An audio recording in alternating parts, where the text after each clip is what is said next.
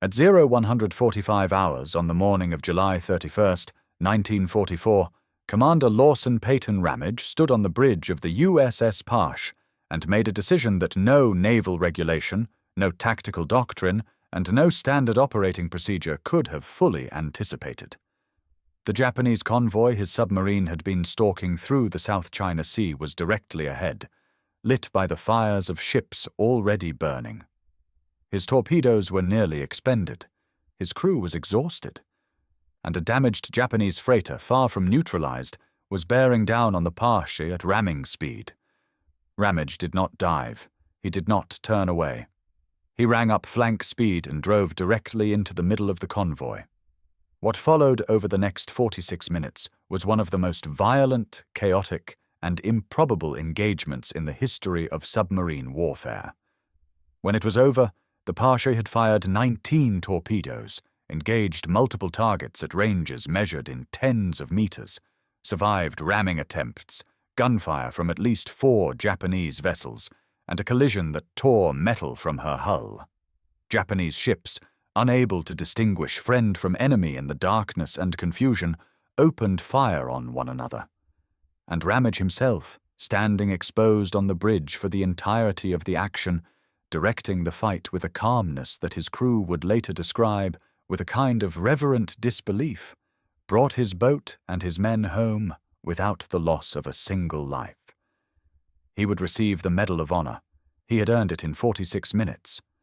But to understand how any of this was possible, it is necessary to understand the boat, the man, the convoy, and the doctrine that made such an engagement not merely survivable, but, in its own violent way, a masterpiece.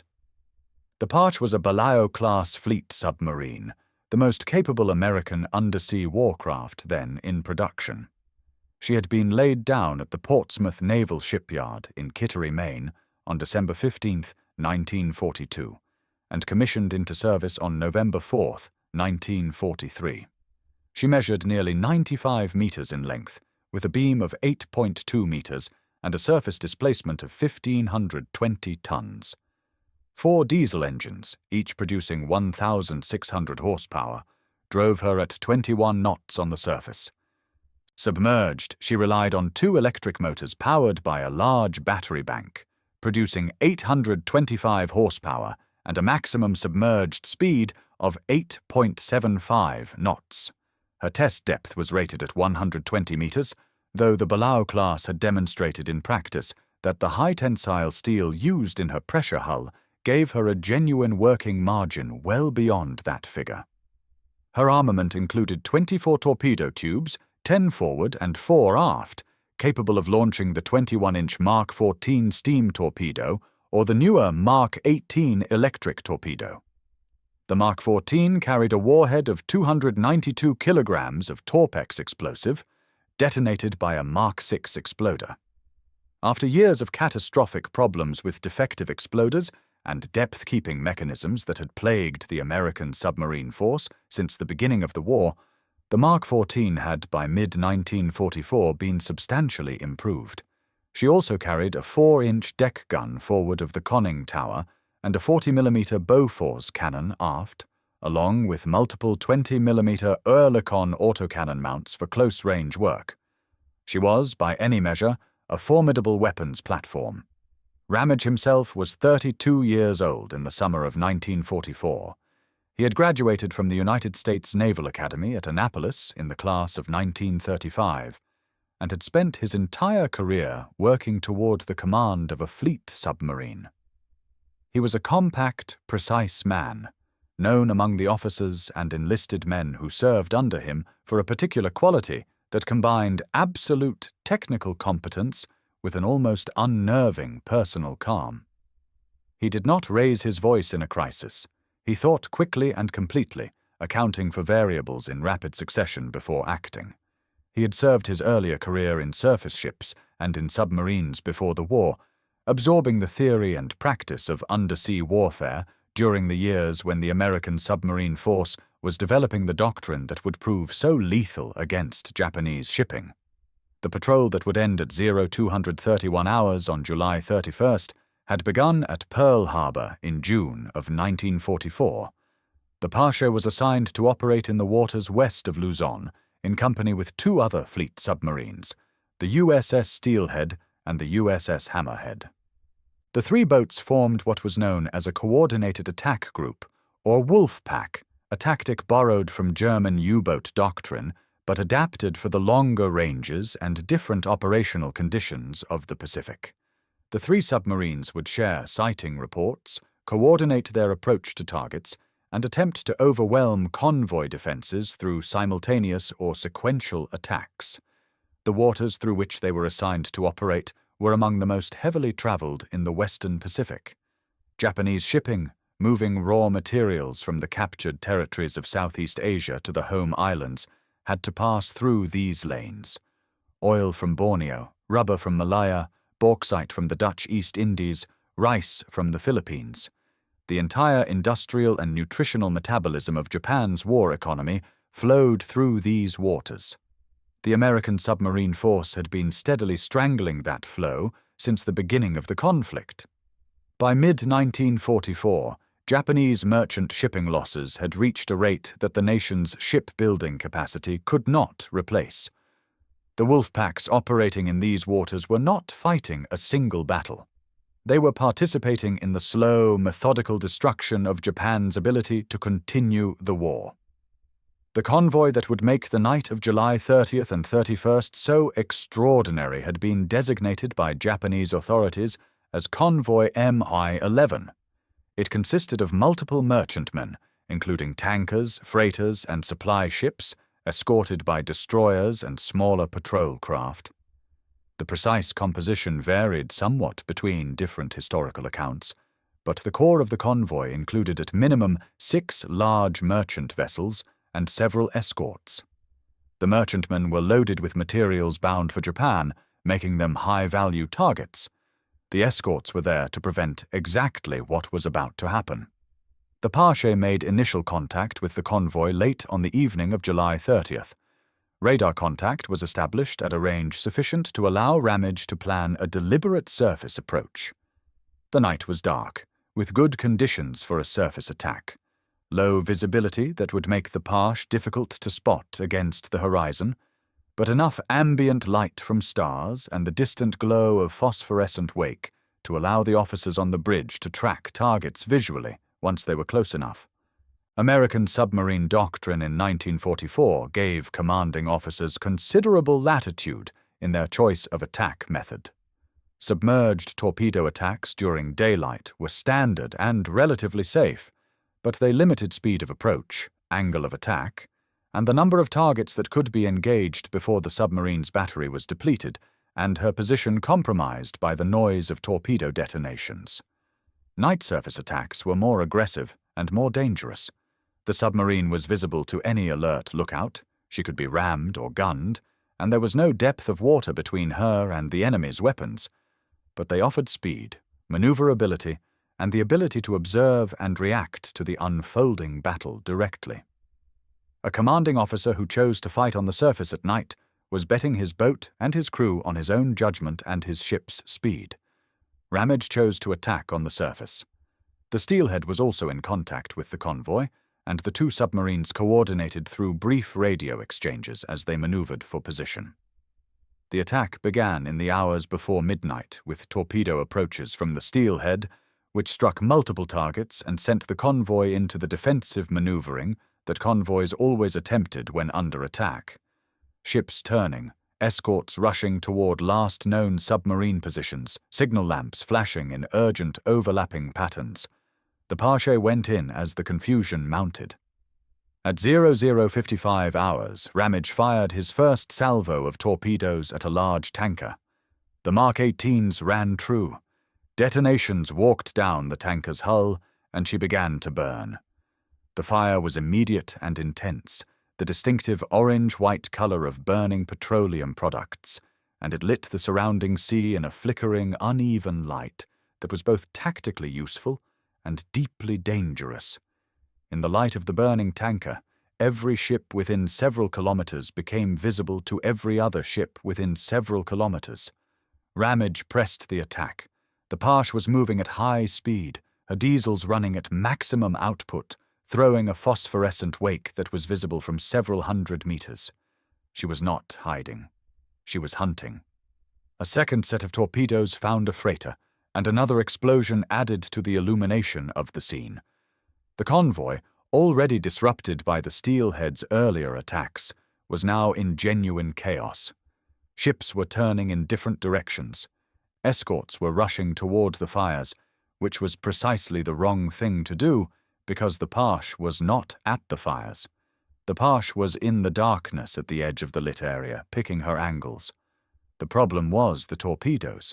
The Parche had loaded her full complement of 24 torpedoes before sailing, and she had been expending them throughout the patrol. By the time she was deep into the convoy, she was running low. Each shot had to count. Ramage and his torpedo data computer operator were working through firing solutions with the speed that only thorough drill and accumulated experience could produce, calculating range, angle on the bow, target speed, and intercept point in the time it took a target to cross the field of view. At 0145 hours, the situation changed. A damaged freighter, possibly the same vessel Ramage had hit in an earlier salvo, had not sunk. She had slowed, and her engines were still producing enough power to maneuver. Her crew, or whoever was still at the controls, turned her toward the source of the attack. She was bearing down on the Parche at whatever speed she could manage, perhaps 10 or 11 knots. A freighter of that class would have displaced between 5,000 and 8,000 tons. A collision at those closing speeds would almost certainly have sunk the Parche, or at minimum disabled her catastrophically.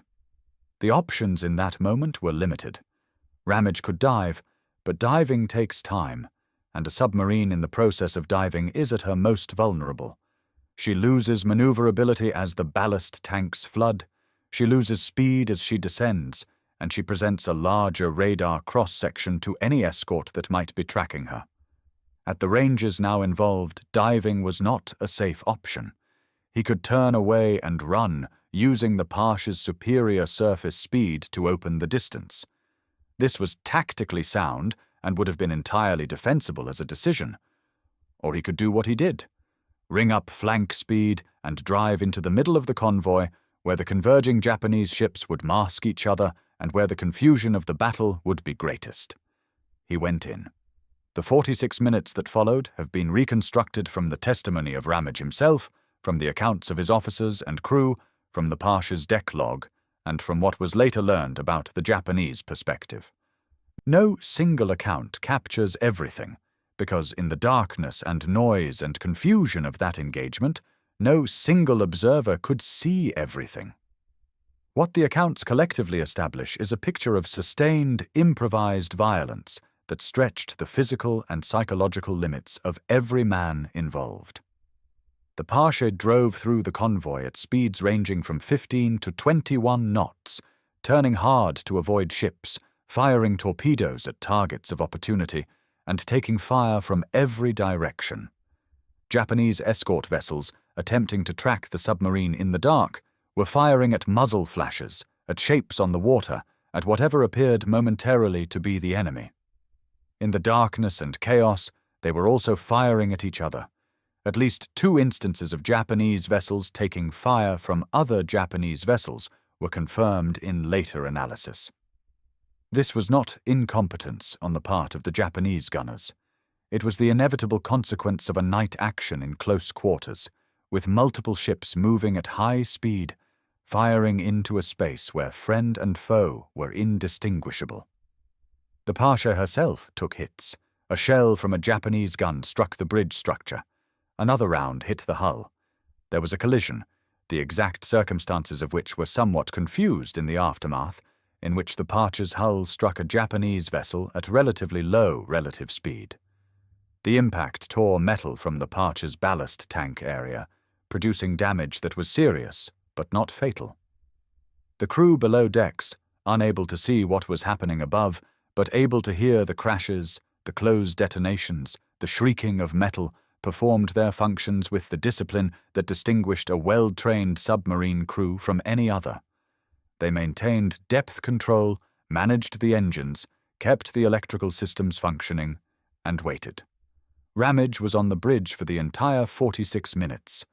This requires emphasis, because the natural protective instinct for a commanding officer in that situation would have been to take the boat down, to use the one advantage the submarine possessed that no surface ship could match: invisibility. Ramage chose instead to remain on the surface, exposed to fire, directing the engagement personally. He later described the decision in terms that were entirely practical. The situation was changing too fast for anything but direct observation to keep pace with it. He needed to see to react. He stayed up because he could not afford to go down. The crew on deck, manning the 40mm and 20mm guns, engaged Japanese vessels at ranges that were sometimes measured in tens of meters. The 40mm Bofors, a weapon designed primarily for anti-aircraft use, was firing at the waterlines of enemy ships. The 20mm Oerlikons were sweeping the decks of Japanese vessels that passed close enough to present clear targets. This was not torpedo warfare. This was something closer to a naval bar fight, conducted with heavy weapons at pistol range. Several times during the engagement, Japanese vessels attempted to ram the Parche deliberately. Ramage maneuvered each time to avoid the collision, using the submarine's turning radius and speed advantage to swing clear at the last moment. The margins were, by multiple accounts, extremely narrow. On at least one occasion, a Japanese escort passed so close that crew members on both vessels could see each other clearly. The torpedoes ran out. With her tubes empty and her deck guns still firing, Ramage made the decision to disengage. At 0231 hours, approximately 46 minutes after the engagement had reached its peak intensity, the Parche cleared the convoy and opened the range. The diesels were still running at high output. The hull damage was confirmed as she settled into open water. The crew began the process of assessing the damage, accounting for casualties, and catching their breath. There were no fatalities. 25 men had been wounded during the engagement, most by shell fragments and by the physical violence of the collision, none so severely that they did not survive the patrol and return to port. The Parche herself was damaged but functional. Her pressure hull, the critical shell that separated her crew from the sea, was intact. She could dive, she could fight, she could go home. The results of the engagement were significant. The Parche was credited with sinking 2 vessels during the July 30th and 31st action, with additional damage to others. Across the entire patrol, in coordination with the Steelhead and the Hammerhead, the Wolfpack accounted for a substantial tonnage of Japanese shipping. The specific breakdown of sinkings attributable to each submarine was subject to the usual ambiguities of combat assessment, where multiple submarines firing at the same convoy and the presence of fires and explosions making it difficult to determine precisely which weapon from which submarine had sunk which ship. These ambiguities were a permanent feature of the Pacific Submarine Campaign and were addressed through the Joint Army-Navy Assessment Committee, which reviewed claims after the war using Japanese records. The committee's findings confirmed multiple sinkings from the engagement.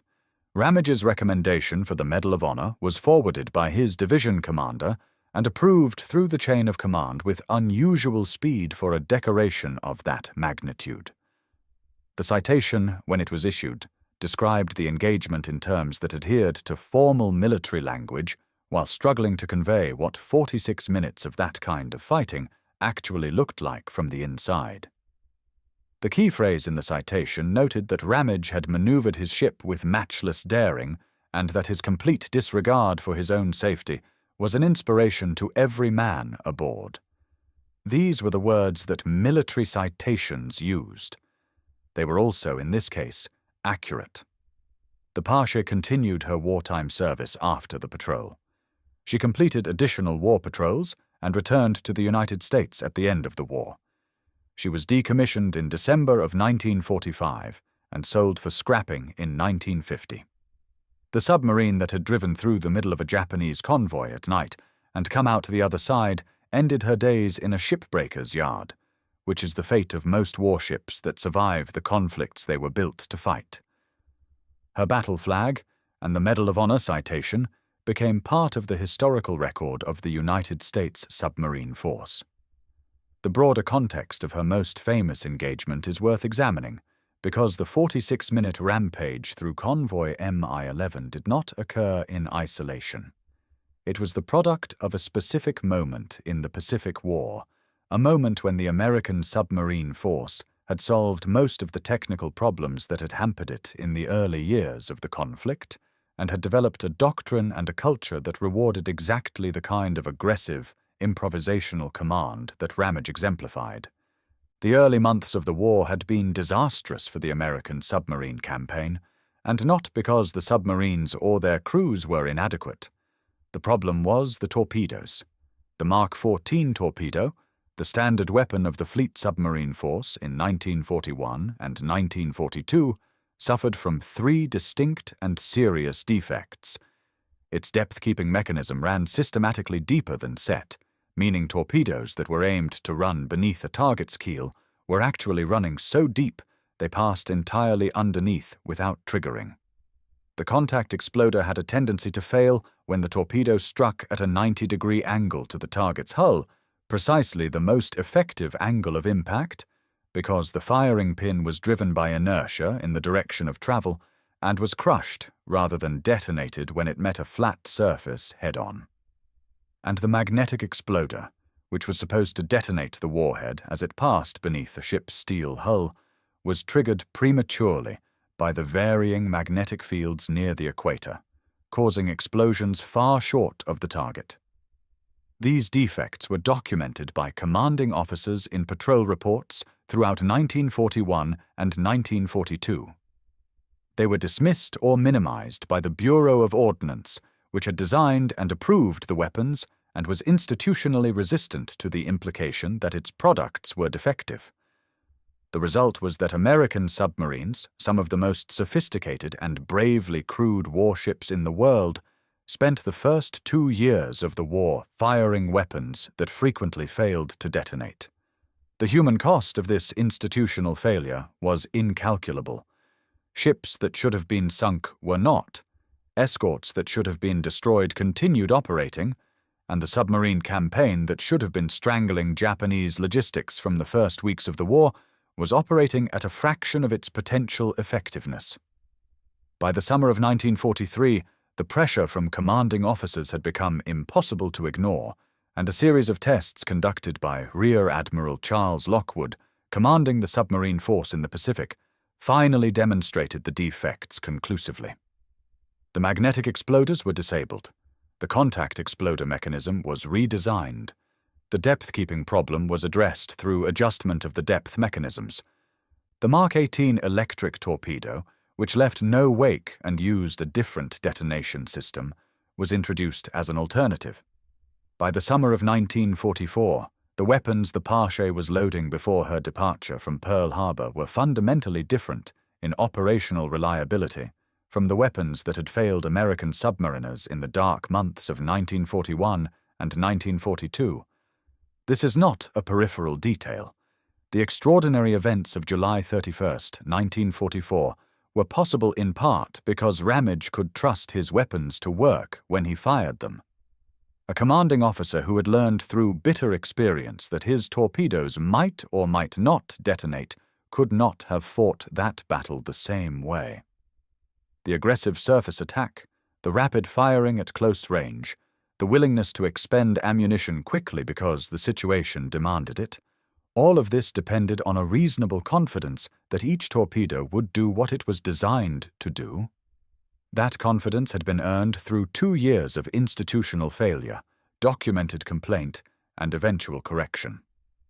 The Wolfpack doctrine that had brought the Parche, Steelhead, and Hammerhead to those waters together also reflected a maturation of American submarine thinking. The early years of the war had seen American submarines operating independently. Each boat assigned its own patrol area and left to find and attack targets as best it could. The results were uneven. A skilled and aggressive commanding officer in a target-rich area could accumulate impressive results, while other boats patrolled for weeks without finding a worthwhile target. The Wolfpack concept, borrowed in principle from German practice but adapted to the different command culture and communications technology available to the American force, was intended to concentrate force against the convoys that the Japanese had adopted in response to mounting shipping losses. 3 submarines working together could overwhelm a convoy's escorts in a way that a single boat could not, and could share sighting data to ensure that none of them spent their patrol time in empty waters. The coordination between the Parche and the Steelhead on the night of July 30th and 31st was imperfect, as coordination in combat always is. But the fact that the Steelhead's earlier attacks had already disrupted the convoy and drawn the escort's attention was directly relevant to Ramage's ability to drive into the convoy at close range.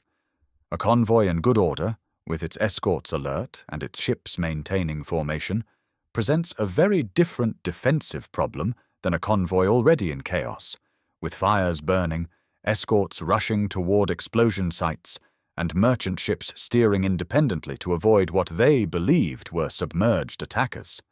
The Steelhead had turned a difficult target into a chaotic one, and chaos, in the hands of a commanding officer like Ramage, was an advantage rather than a problem. The question of what separates a commander who can function in chaos from one who cannot has no simple technical answer. Ramage had training and experience, and a crew he had worked up through months of operations to a level of mutual trust and professional confidence that allowed them to function at the limits of their abilities under extreme pressure. He had, in the 46 minutes of the engagement, made dozens of decisions under conditions where the consequences of a wrong decision were instant and catastrophic. Each decision had been correct, or close enough to correct that the cumulative result was survival. Whether this reflected superior judgment, accumulated skill, good fortune, or some combination of all three is the kind of question that military historians and psychologists have been unable to answer definitively about any combat action. What is clear is that Ramage himself did not, in the aftermath, describe the engagement in heroic terms. His accounts, both in the official debrief and in interviews conducted years later, were notable for their specificity and their matter-of-factness. He described what he had seen, what he had decided, what had happened as a result. He did not minimize the danger or pretend that the outcome had been certain.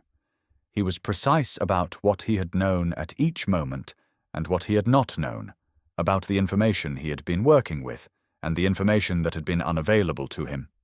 He described the 46 minutes as a sequence of problems and responses, each one following from the last, each one demanding an immediate answer that he had provided. The Japanese perspective on the engagement of July 31st, 1944, is more difficult to reconstruct. The convoy had already suffered significant losses before the Parche's most intense period of attack. The escort commanders were operating in exactly the conditions that made their job hardest: a night surface attack by a vessel that moved faster than they had expected, that maneuvered more aggressively than doctrine had prepared them for, and that was mixed into their own formation in a way that made coordinated defensive fire impossible without risk of shooting their own ships. The instances of Japanese vessels firing on each other were not the result of incompetence or cowardice. They were the inevitable result of fighting in smoke and darkness against a target that was constantly moving and that had placed itself in a position where any line of fire intersected something friendly. The Japanese merchant marine and its naval escorts had been operating under increasing pressure since the beginning of the war. By the summer of 1944, convoy MY-11 was sailing into waters that American submarines had made extraordinarily dangerous. The crews of the Japanese vessels knew this. The escorts knew this. They were doing their jobs under conditions that had become nearly impossible. The events of July 31st, 1944, were not simply the story of American skill and audacity. They were also the story of Japanese sailors trying to defend against a threat that their navy's doctrine, equipment, and resources had not adequately prepared them to meet. Japan had entered the war without a robust convoy escort doctrine. The Imperial Japanese Navy had been designed for fleet engagement, the great decisive battle that Mahanian strategic theory had identified as the determinant of naval supremacy. Convoy escort was considered a secondary mission, suitable for older vessels and less prestigious assignments. The anti-submarine weapons and tactics that the British and Americans had developed through years of fighting in the Atlantic were not part of the Japanese naval repertoire in the way they needed to be. Japanese destroyers assigned to convoy escort carried depth charges and sonar, but the training in their use and the tactical doctrine for coordinating anti-submarine sweeps in the presence of multiple threats lagged significantly behind Allied practice.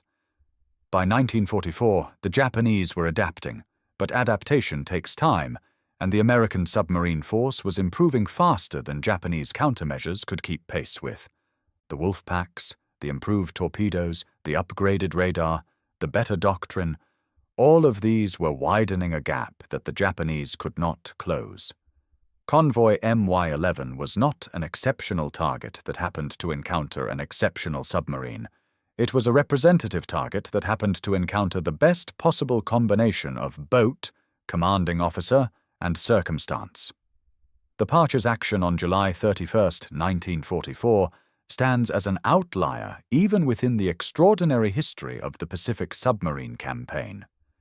The specific combination of circumstances that produced 46 minutes of night surface brawling through the middle of a Japanese convoy, with enemy ships firing on each other in the confusion and a submarine threading between them at flank speed, was never precisely replicated. Other commanding officers fought brilliantly. Other boats had remarkable patrols. But the particular character of what happened in those dark waters west of Luzon, the fox in the henhouse quality that Ramage's own reports conveyed without quite using those words, was unique to that night and that boat and that man. Ramage received his Medal of Honor from President Franklin Delano Roosevelt in a ceremony at the White House. He continued to serve in the Navy after the war, eventually reaching the rank of Rear Admiral before his retirement. He died on February 23, 1990, at the age of 77. His biography, in the official records of the United States Navy, runs to several pages. The 46 minutes west of Luzon occupy only a fraction of those pages. They account for the Medal of Honor that is the first item listed under his decorations, and they are the reason that his name appears in histories of the submarine war that are still being written and read 3/4 of a century after the fact. The wreck of no Japanese vessel from that convoy has been specifically identified and publicly located on the seabed. The waters through which the Parche drove on that summer night are now open ocean, traveled by modern container ships carrying the goods of contemporary trade between the same Asian ports that were the strategic objectives of the 1944 convoy routes. The war is long over. The strategic logic that made those waters so important, that made the lives of the men in that convoy worth spending to get their cargo to Japan, has receded into history. What remains is the account itself.